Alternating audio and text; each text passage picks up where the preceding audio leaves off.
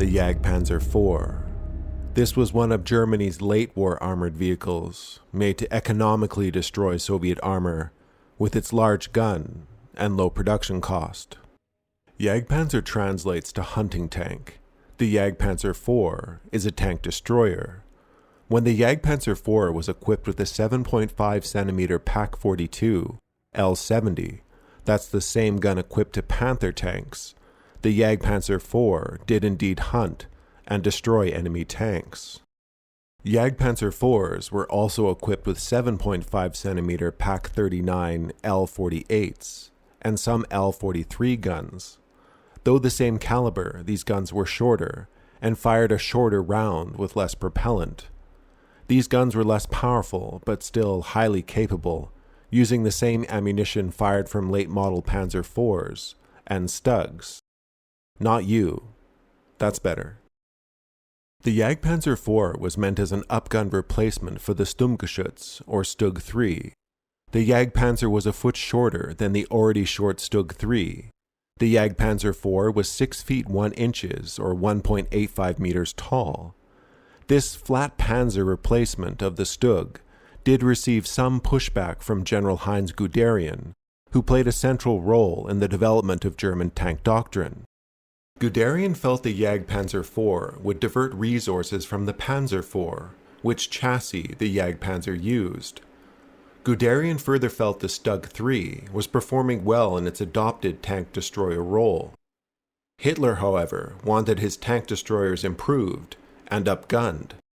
Production of the Jagdpanzer IV began in December of 1943 and would run until the end of the war. The most common variant was armed with the larger Pak-42 L70 cannon. This version was simply called the Panzer IV 70. Just over 900 were built. Under 800 Jagdpanzer IVs with the shorter L48 gun were built, and 278 Panzer IV 70As were built. These stand out for their additional height, 40 centimeters taller.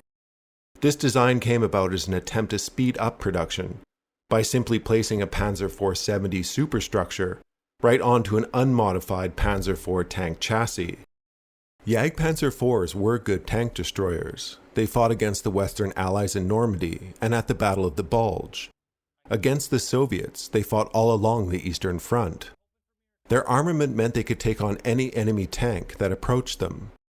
Firing armor-piercing rounds, the L70 can penetrate from 1 kilometer away up to 149 millimeters of armor sloped at 30 degrees. Powering the Jagdpanzer IV was a V12 Maybach engine producing just under 300 horsepower.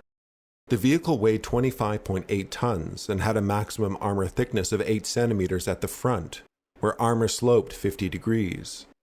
With 3 fuel tanks, the Jagdpanzer IV could hold 270 liters of fuel and could travel a respectable 210 kilometers on road before refueling. An additional advantage to turretless designs is that they don't require auxiliary engines to drive the turret traverse mechanism. This frees up space for things like fuel. Maximum road speed was 35 kilometers an hour. Crews were not overly fond of driving cross-country with the Jagdpanzer IV. Its frontal armor and large gun made it nose-heavy. Crews nicknamed their Jagdpanzers Guderian's Duck. This issue was mitigated somewhat by placing spare tracks at the rear of the vehicle rather than the front. Later versions also had steel road wheels installed at the front end, as rubber-rimmed wheels were frequently dislocated at the front due to the uneven weight of the vehicle. Highlighting constraints on late-war tank production for Germany, the Jagdpanzer IV, or at least some variants, only had 3 return rollers, rather than the typical 4 per set of tracks. This was due to a shortage of roller bearings.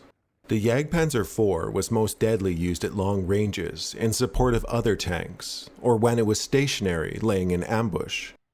The gun sight was even mounted on the top of the vehicle, so if the tank was completely concealed, the gunner could still locate and range a target.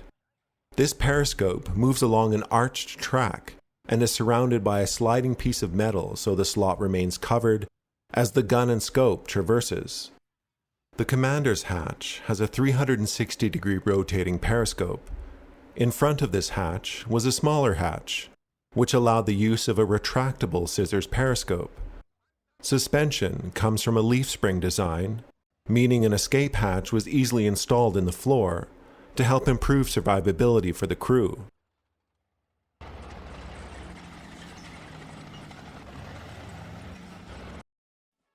Alright, I'm Johnny, thanks for watching. I hope my presentation wasn't too flat, and you managed to yag along until the end of the video. Take care, and have a nice rest of your day.